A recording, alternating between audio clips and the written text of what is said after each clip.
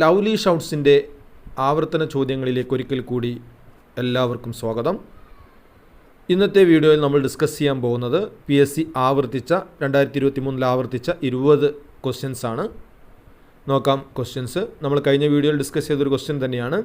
ആഹാര വസ്തുക്കൾ കടിച്ചു കീറാൻ സഹായിക്കുന്ന പല്ല് ഏത്? ആഹാര വസ്തുക്കൾ കടിച്ചു കീറാൻ സഹായിക്കുന്ന പല്ലാണ് കോമ്പല്ല്. കഴിഞ്ഞ വീഡിയോയിൽ നമ്മൾ ഡിസ്കസ് ചെയ്ത ക്വസ്റ്റ്യൻ ആണ്.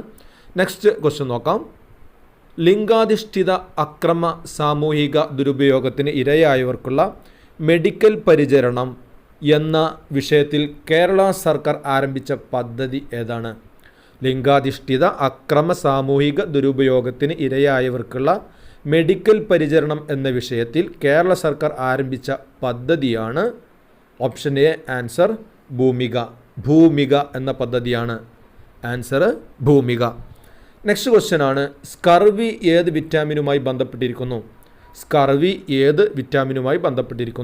അതായത് ഏത് വിറ്റാമിൻ്റെ അഭാവം മൂലമാണ് സ്കർവി എന്ന രോഗം ഉണ്ടാവുന്നത്?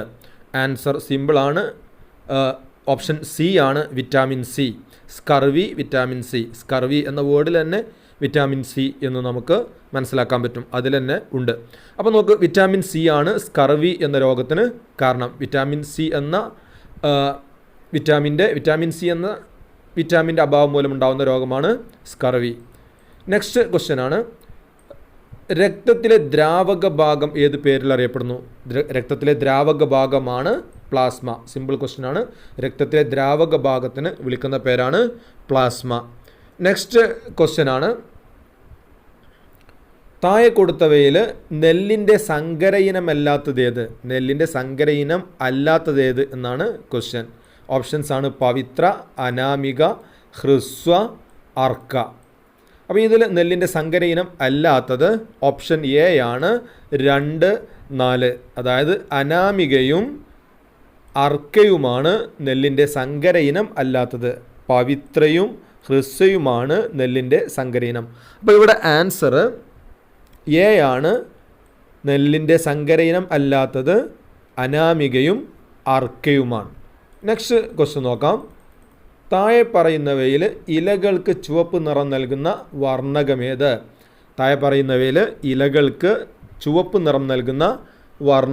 ഏതാണ്? ആൻസർ ആന്തോസയാനിനാണ് ഇലകൾക്ക് ചുവപ്പ് നിറം നൽകുന്ന വർണ്ണവസ്തു. നെക്സ്റ്റ് ക്വസ്റ്റ്യൻ ആണ്. എണ്ണ മലിനീകരണം തടയാൻ കഴിവുള്ള സൂപ്പർ ബഗുകൾ എന്ന ജനിതക മാറ്റം വരുത്തിയ ബാക്ടീരിയയെ വികസിപ്പിച്ച ഇന്ത്യൻ വംശജനായ ശാസ്ത്രജ്ഞൻ ആരാണ്? എണ്ണ മലിനീകരണം തടയാൻ കഴിവുള്ള സൂപ്പർ ബഗുകൾ എന്ന ജനിതക മാറ്റം വരുത്തിയ ബാക്ടീരിയയെ വികസിപ്പിച്ച ഇന്ത്യൻ വംശജനായ ശാസ്ത്രജ്ഞൻ ആരാണ്? ആൻസർ നമുക്കറിയാം. ആനന്ദ് മോഹൻ ചക്രവർത്തിയാണ് സൂപ്പർ ബഗുകളെ വികസിപ്പിച്ചത്. ആനന്ദ് മോഹൻ ചക്രവർത്തി എന്ന ഇന്ത്യൻ ശാസ്ത്രജ്ഞനാണ്. ദെൻ നെക്സ്റ്റ് ക്വസ്റ്റ്യൻ ആണ്. കേന്ദ്ര തോട്ടവിള ഗവേഷണ കേന്ദ്രം സ്ഥിതി ചെയ്യുന്നത് എവിടെ? കേന്ദ്ര തോട്ടവിള ഗവേഷണ കേന്ദ്രം സ്ഥിതി ചെയ്യുന്നത് നമുക്കറിയാം. ആൻസർ കാസർഗോഡാണ് കേന്ദ്ര തോട്ടവിള ഗവേഷണ കേന്ദ്രം സ്ഥിതി ചെയ്യുന്നത്. നെക്സ്റ്റ് ക്വസ്റ്റ്യൻ ആണ്. സൈലന്റ് വാലി വന്യജീവി സങ്കേതം ദേശീയോദ്യാനമായി പ്രഖ്യാപിക്കപ്പെട്ട വർഷം ഏത്? നമ്മൾ കഴിഞ്ഞ ക്വസ്റ്റ്യൻസിൽ ഡിസ്കസ് ചെയ്തതാണ്. സൈലന്റ് വാലിയെ ദേശീയോദ്യാനമായി പ്രഖ്യാപിക്കപ്പെട്ടത് ഏതു വർഷമാണ്? ആൻസർ 1984. നെക്സ്റ്റ് ക്വസ്റ്റ്യൻ ആണ്. താഴെ കൊടുത്തിരിക്കുന്നവയിൽ ഐസോട്ടോപ്പുകളുടെ ജോഡി കണ്ടെത്തുക. അപ്പോൾ ഐസോട്ടോപ്പുകളുടെ ജോഡി കണ്ടെത്താനാണ് പറഞ്ഞിരിക്കുന്നത്. ആൻസർ സി ആണ്. ഐസോട്ടോപ്പുകളുടെ ജോഡി. ആൻസർ സി ആണ്. ഐസോട്ടോപ്പുകൾ എന്ന് പറഞ്ഞാൽ നമുക്കറിയാം ഐസോട്ടോപ്പ് ഉണ്ട്, ഐസോബാറുകളുണ്ട്.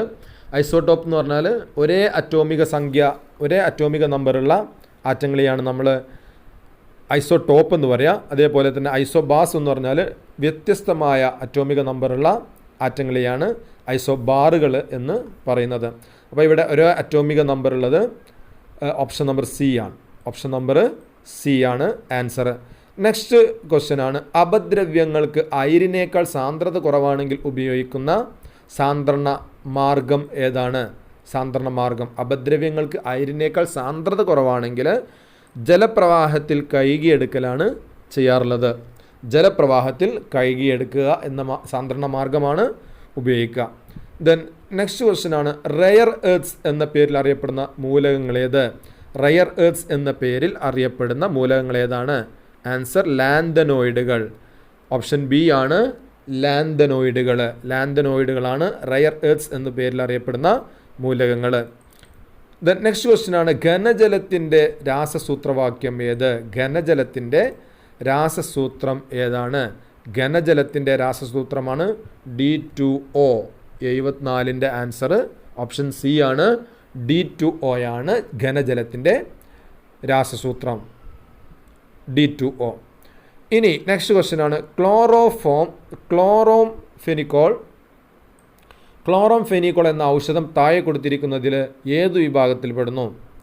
അപ്പോൾ ഈ ക്വസ്റ്റ്യന് PSC ഡിലീറ്റ് ചെയ്ത ക്വസ്റ്റ്യനാണ്. ക്വസ്റ്റ്യനിൽ വ്യക്തതയില്ലായിട്ടായിരിക്കും. അപ്പോൾ ക്ലോറോഫോം എന്ന ഔഷധം താഴെ കൊടുത്തിരിക്കുന്നതിൽ ഏത് വിഭാഗത്തിൽപ്പെടുന്നു? ക്ലോറോംഫെനിക്കോൾ എന്ന ഔഷധം ഒരുതരം ആൻറ്റിബയോട്ടിക് മരുന്നുകളാണ്. അപ്പോൾ ക്ലോറോംഫെനിക്കോൾ എന്ന് പറയുന്നത് ഒരു തരം ആൻറ്റിബയോട്ടിക് മരുന്നുകളാണ്. ഈ ക്വസ്റ്റ്യൻ PSC ഡിലീറ്റ് ചെയ്തിട്ടുണ്ട്. ഇനി നെക്സ്റ്റ് ക്വസ്റ്റ്യൻ ആണ്, തന്മാത്രകളുടെ സ്ഥാനമാറ്റം മുഖേന താപം പ്രേഷണം ചെയ്യപ്പെടുന്ന രീതിയെ പറയപ്പെടുന്ന പേര്? തന്മാത്രകളുടെ സ്ഥാനമാറ്റം മുഖേന താപം പ്രേഷണം ചെയ്യപ്പെടുന്ന രീതിയാണ് സംവഹനം. ആൻസർ സംവഹനമാണ്. ഓപ്ഷൻ ബിയുടെ ആൻസർ 76ൻ്റെ ആൻസർ സംവഹനമാണ്. ഓപ്ഷൻ ബി ആണ് സംവഹനം.